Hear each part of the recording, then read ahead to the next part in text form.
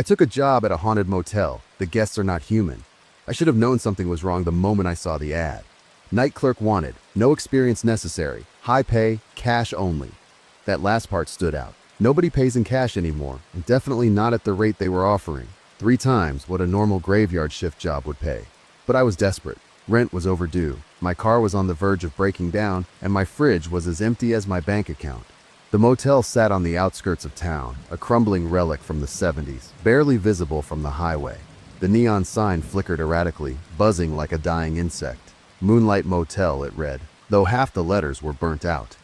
Moonlight Motel.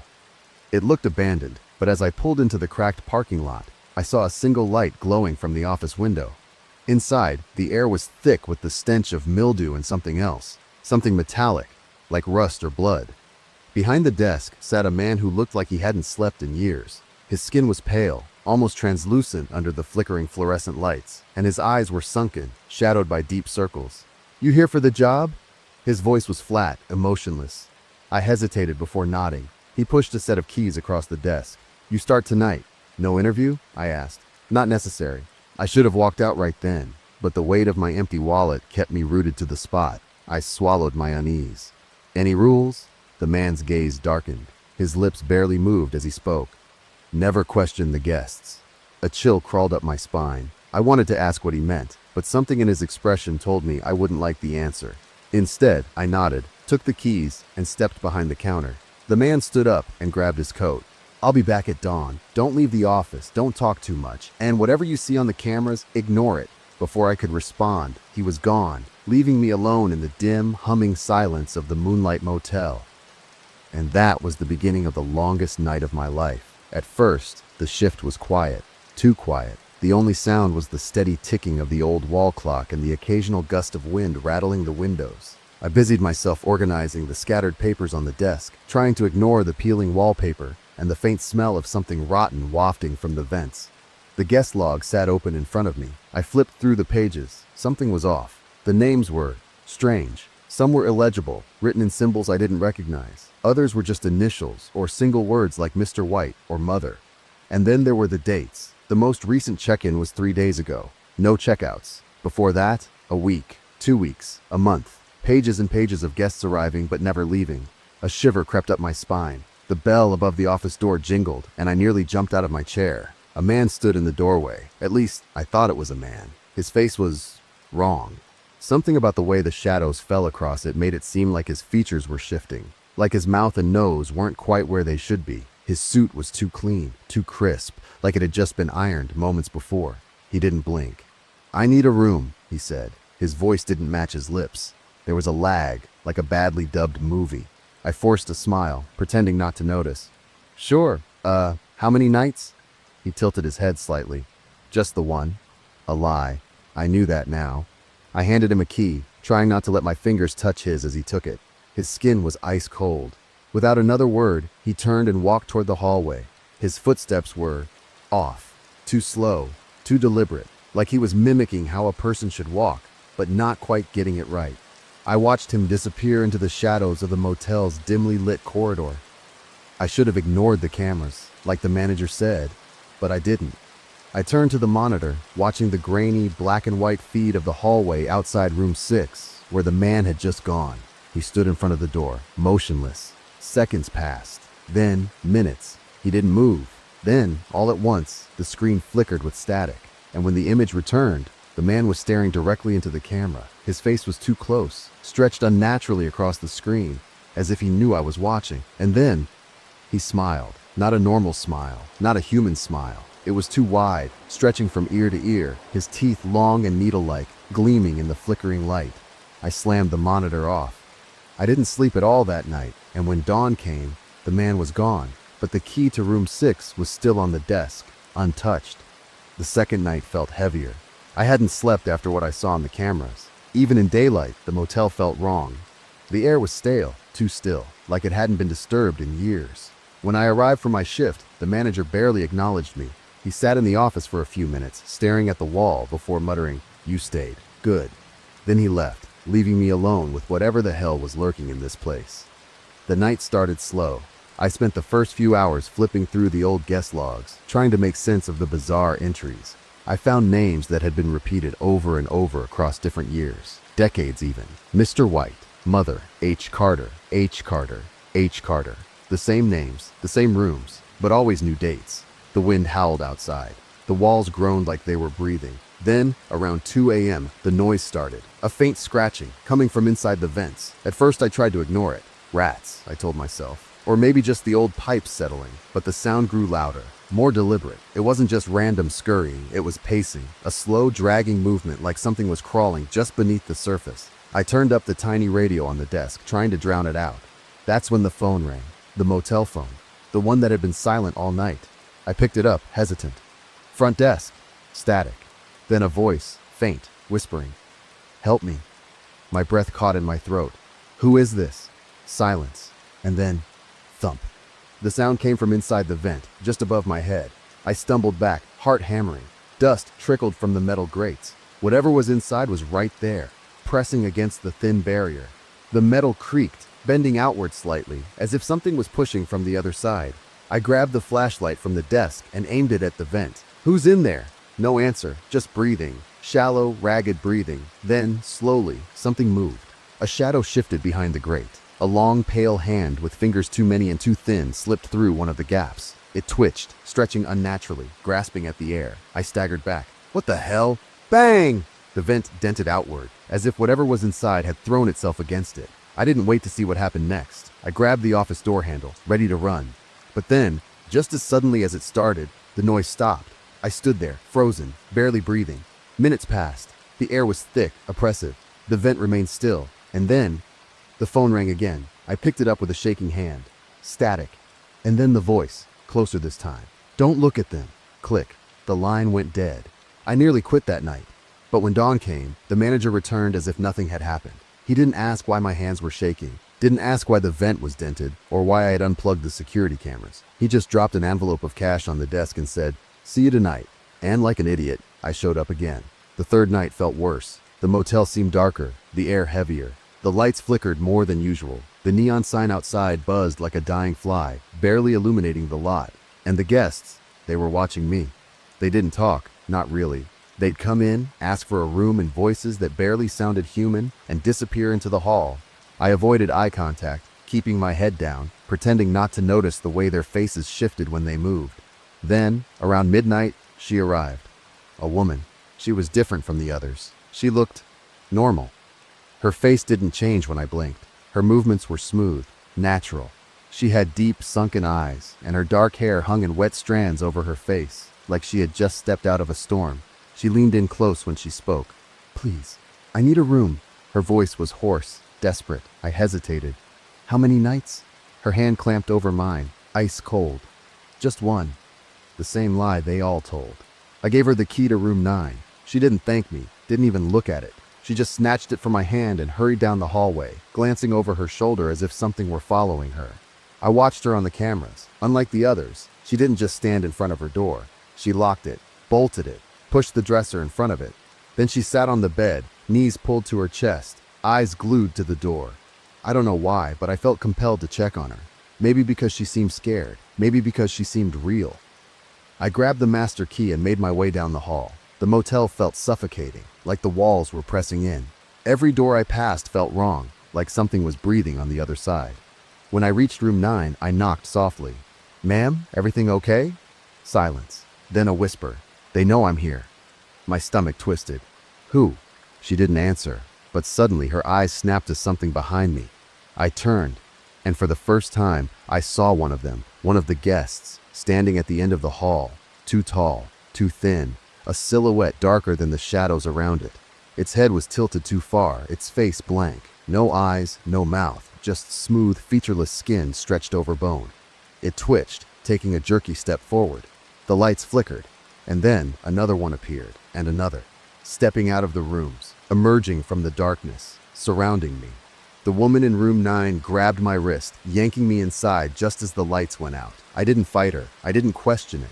Because for the first time since I started this job, I knew one thing for certain. I was never supposed to leave this motel. The woman's grip was like ice, her nails digging into my skin as she slammed the door shut. "Turn off the light," she hissed.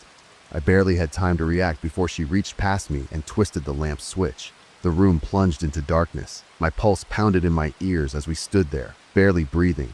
Then the footsteps started, slow, uneven, right outside the door. I wanted to move, to hide, to do something, but the woman squeezed my wrist tighter, her silent warning clear. "Don't." The floorboards creaked. Something was standing outside. The doorknob twitched. I swallowed hard, forcing myself to stay still. The darkness pressed against me, heavy and suffocating. I could hear it breathing. Or maybe that was the woman. Or maybe it was something else. Then, something slid under the door. A shadow. Long, stretching across the carpet like fingers, curling toward my feet. I felt a cold, unnatural pull, like it was trying to drag me closer. My breath hitched as I took a tiny step back, but the second I moved, the shadow snapped toward me. The woman clamped a hand over my mouth before I could scream. Her voice was barely a whisper. "Don't move. Don't speak. It can't see you unless you let it." The shadow twitched, hesitated, and then it retracted. The footsteps retreated, slow and deliberate. The door creaked as something leaned against it, its weight pressing against the wood. I could feel it there, waiting. Minutes passed, maybe hours. Then, nothing. It was gone. The woman finally let go of me, and I sucked in a ragged breath. "What the hell was that?" I whispered. She didn't answer at first. She just walked to the window and peeled back the curtain an inch, peering outside. Then she whispered two words that made my stomach drop. "You saw them." I didn't respond. I didn't know how to respond. She turned to face me, her sunken eyes full of something like pity. "You shouldn't have come to this place." "I didn't have a choice," I muttered. Her expression darkened. "None of us did."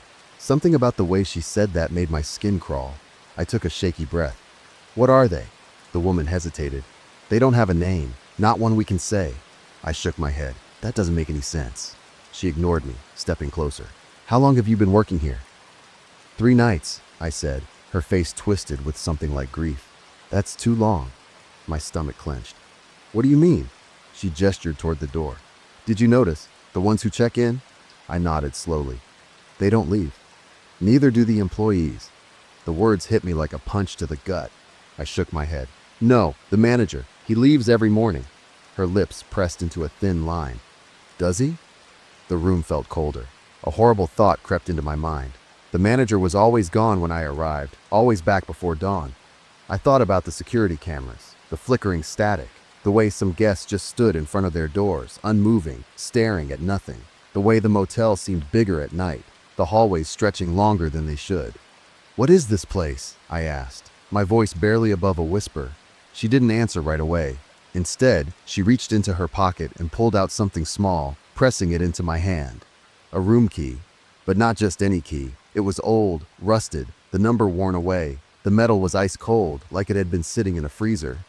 "What is this?" I asked. Her voice was hollow. "The key to the real exit." My blood ran cold. "There is no front door," she whispered. "Not really. That thing you walk through every night, it just brings you back in." I wanted to deny it, to argue, but deep down I felt the truth in her words. I gripped the key tighter, and then the hallway light flickered. The air shifted. The woman went pale. "They know," she whispered. "They know I told you." A deep, rattling click echoed from the hallway, like every door was unlocking. And then the motel came alive. The walls groaned, the ceiling trembled. Shadows leaked from under the door. The air was thick with the sound of something moving, countless bodies shifting, twitching, crawling. The woman grabbed my arm. "Run!" The door burst open, and I saw all of them. Not just the guests, not just the manager, something else, something that had been waiting for me since the moment I arrived. And then the lights went out. The lights died. Total darkness swallowed the room, thick and suffocating, pressing against my skin like damp earth. I couldn't see my own hands, couldn't tell if my eyes were open or shut, but I felt them. The guests, standing in the doorway, waiting. A sound crawled through the dark, bones popping, joints twisting, something wet and wrong shifting closer. Then, a whisper, right next to my ear. "Where do you think you're going?" Cold breath slid across my neck. I bolted. The woman grabbed my wrist, yanking me forward as we ran. I couldn't see, but she seemed to know where to go. My feet pounded against the carpet, the motel warping around us, hallways stretching, doors multiplying, the air thick with the scent of rot and something metallic, like blood. The sounds behind us grew louder, faster. The guests were following, moving with that horrible, jerky twitching like broken marionettes, their 2 long limbs scraping against the walls. "Where are we going?" I gasped. "The stairs," she whispered. We turned a corner and suddenly, there they were, the stairs to the second floor, except there was no second floor. I stopped short. What the hell? I had seen this motel from the outside. It was one story, no stairs, no upper level. But here they were, a long, spiraling staircase, disappearing into the dark above us. "Come on," she hissed, pulling me up the steps. I didn't fight her. As we climbed, the motel shifted around us. The walls grew taller, the air colder. The fluorescent lights flickered, casting shadows that moved on their own. A voice slithered through the dark. "You don't belong here." It was everywhere.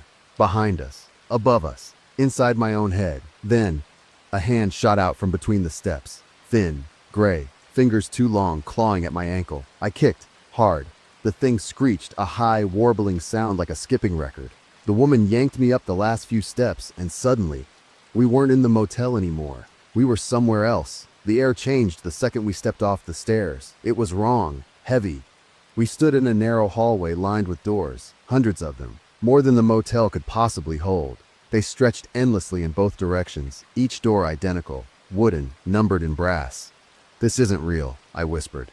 The woman ignored me, marching forward with quick, purposeful steps. "Stay close. Don't touch the doors." I followed, my heart hammering. The hallway was dead silent except for our footsteps, but I could feel something behind the doors, watching, listening. Then, as we passed room 209, knuckles rapped against the wood. I froze. The woman grabbed my arm, yanking me forward. "Don't stop." Another door knocked, then another. The sound spread like a wave, growing faster, more frantic, dozens, no hundreds of fists hammering against the wood. Bang, bang, bang, bang, bang. The hallway shook. The doors rattled in their frames. And then, one swung open. A long, pale arm shot out, fingers grasping, nails splintering as they dug into the floor. The rest of it followed. A thing, crawling out on too many limbs, its head lolling, mouth yawning open in a soundless scream. We ran. The hallway stretched, growing longer, the doors warping and pulsing like breathing flesh. The lights flickered wildly, casting grotesque, shifting shadows that didn't match our movements. Something was chasing us. I didn't dare look back. Then, the woman stopped. I skidded to a halt beside her. "What the hell are you doing? Keep moving." She didn't respond. She was staring at a door, different from the others. Black, no number, no handle. "The exit," she breathed. I didn't ask questions. I reached for the key she had given me earlier, shoved it into the lock and twisted. The door screamed. Not a creak, not a groan. A full shrieking wail, as if the wood itself was alive. The air turned ice cold. The motel shuddered, the hallway collapsing inward. And then, the door swung open, and on the other side, there was nothing. A black void, stretching endlessly. Cold air pulled at me, dragging me toward it like a gaping mouth ready to swallow me whole. The woman grabbed my wrist. "This is the only way out." I stared into the darkness. My stomach twisted with a primal, gut-wrenching fear. Something waited in that void, something worse than the guests. The hallway behind us collapsed, doors crumbling into the walls, shadows surging forward like a living thing. We had seconds to decide, stay in the motel, or step into the unknown. And then, the blackness reached for us. The darkness pulled, not like gravity, not like wind. This was different. It felt alive, wrapping around my limbs, dragging me forward without touching me. The woman clutched my wrist. "Jump!" she hissed. My body refused. My mind screamed no. Every instinct I had told me that stepping into that void meant never coming back. Behind us, the motel collapsed, walls warping, floors splitting open like something beneath it was trying to crawl out.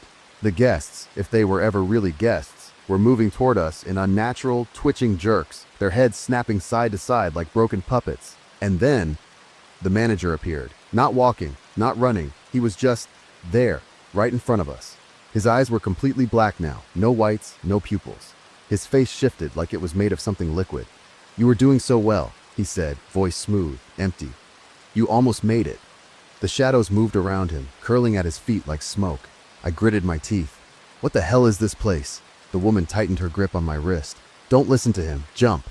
The manager tilted his head too far, the skin at his neck stretching like wax. "Where do you think that door leads?" he said, gesturing to the black void. "Do you think it's an exit?" A cold dread settled in my stomach. He smiled, too wide. "There's no leaving, kid. Not through there. Not through anywhere." I didn't want to believe him, but something deep inside me did. The woman pulled me hard toward the void. "He's lying. If we stay, we become them." I turned back to the manager. His smile had disappeared. The guests surged forward. I had no choice. I jumped, and everything went black, falling. Not fast, not slow, just endless. The darkness wasn't empty. It whispered, not words, just sounds. Wet clicking, distant voices, laughter that wasn't laughter. I tried to scream. My mouth wouldn't open. The woman was falling beside me, her hair whipping around her face. Her eyes met mine, and I saw fear. Not the kind you get when you're scared of the dark, the kind you get when you realize you've made a mistake. Then, we stopped. Not like landing. There was no impact, no jolt. Just, suddenly, we were somewhere else. I sucked in a sharp breath. My lungs burned. My body felt wrong, like I had been turned inside out and stitched back together. I blinked. Light, dim, flickering, the glow of a neon sign. The buzzing was the first thing I recognized. Then, the hum of an old air conditioning unit. The distant sound of a TV playing something unintelligible. I was in a motel office. Not the same one, but almost the same one. The Moonlight Motel sign outside wasn't flickering anymore. It glowed a sickly red, the letters shifting slightly, like they were trying to spell something else. The woman sat beside me, breathing hard.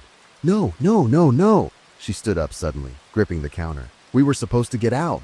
I swallowed thickly. Maybe we did. She turned to look at me. Does this look like out to you? I didn't answer, because outside, in the parking lot, there were cars, not abandoned, not rusted, running, idling, full of people who looked normal. A man leaned against a truck, smoking a cigarette. A woman adjusted her mirror in a silver sedan. A couple dragged suitcases toward the front door. It looked like a real motel, like any motel, except for one thing. The manager was still behind the desk. Not the same one, not exactly, but he looked right at me and smiled, like he knew me, like he had been waiting. A sick realization curdled in my stomach. I turned to the woman. She was staring at the guest log on the counter. Her hands were shaking. I stepped closer, looked over her shoulder, and there they were, our names, written neatly in black ink. Checked in, but never checked out. The woman stepped back. This isn't real. This isn't real. My head felt light, the air too thick. I turned back to the window, staring at the parking lot, and that's when I saw it. One of the guests, a woman standing near the vending machines. Still, too still, not blinking, not moving. And then, her face shifted, just for a second, like something else was underneath it, wearing it. And I realized, none of these people were real. None of them had ever left, and neither would we.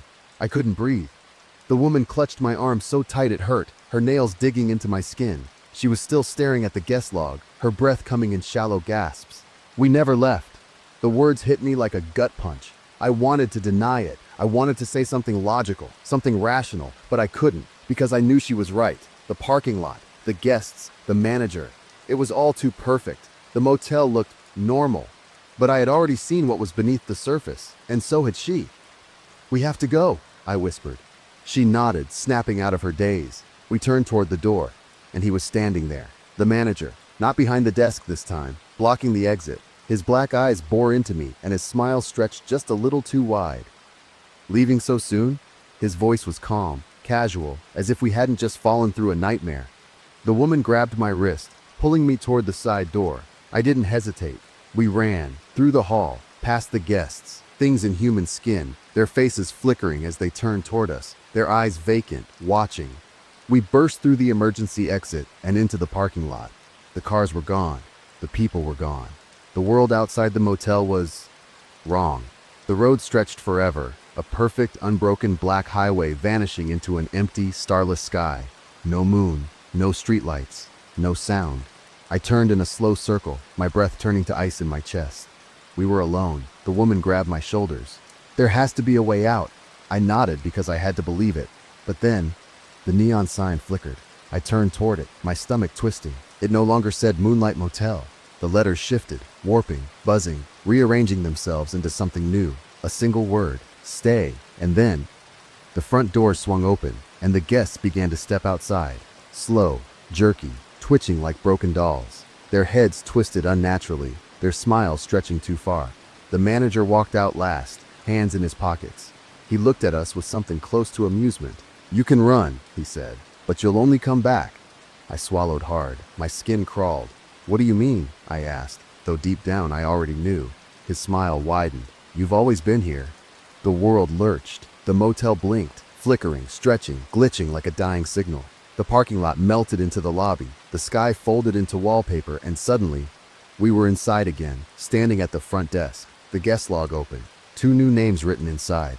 Mine, hers, checked in, never checked out. My head spun, my stomach lurched. I reached for the door again, but it wasn't there anymore. Just hallways, endless hallways stretching out where the exit should have been. The floor throbbed beneath my feet, the walls warped like breathing flesh. The woman shook her head violently. No, no, no, this isn't real. But it was. The manager leaned against the counter, watching us with mild curiosity.